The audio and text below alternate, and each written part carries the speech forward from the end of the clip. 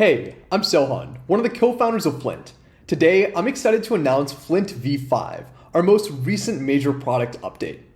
There's three main parts of this update that I want to cover in this video. The first is that we've added a whiteboard in Flint to make the platform much more interactive. Now, when students are interacting with Flint in a session, they can click this whiteboard button and draw directly on the screen.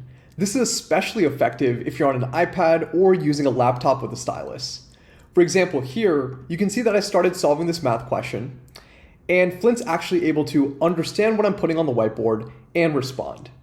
Later, when I asked for help in visualizing this problem, Flint actually created a graph on the same whiteboard, and as a student, I was able to go in and circle 2 points on the graph that I needed help understanding.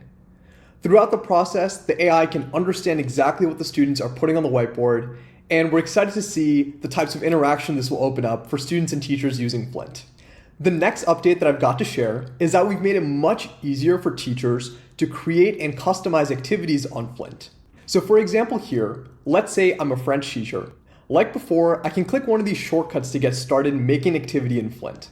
But now when I click this shortcut, you'll see that it'll open up this conversation with Flint, where it's helping me create this activity as if it's a teaching assistant. So it starts off by asking me some basic questions, which I can go ahead and answer. So here I could say something like, my students are learning French, they're at the ACTFL intermediate level, and I want them to talk about different foods. Flint's gonna take in that information and immediately start setting up this activity for me. As you can see, Flint does everything for me, including the prompt engineering. Now on the right-hand side, I can view a preview of this activity.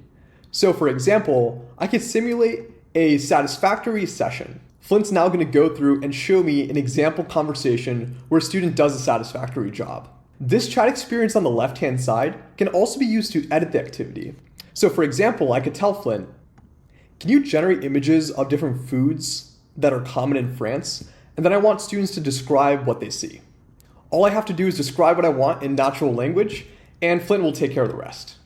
As you can see, Flint's gone ahead, generated a few images, edited the style of the activity, and now if I go ahead and preview this manually, I can see that it's actually attached those images for students to describe when they're engaging in this French conversation. The final update I have to share has to do with analytics in Flint.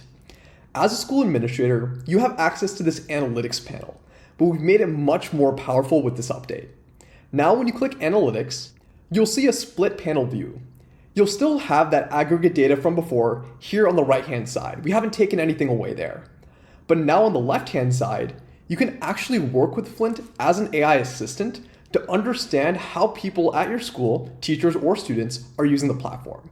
So let's say I want to ask a question about a specific student's performance in Flint. I could go ahead and type that in. In this case, I've asked about a student named Kayla Mann, and I'm going to send that message to Flint.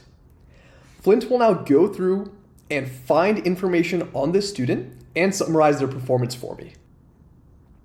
As you can see, Flint summarizes the recent activities the student's done, their strengths, and areas of improvement. You can ask Flint all sorts of questions here, like which departments are using Flint the most, and can you show me some example unique activities that my teachers have recently made. Thanks for taking the time to watch this update video. As always, we'd love to hear your feedback once you have a chance to play around with these changes.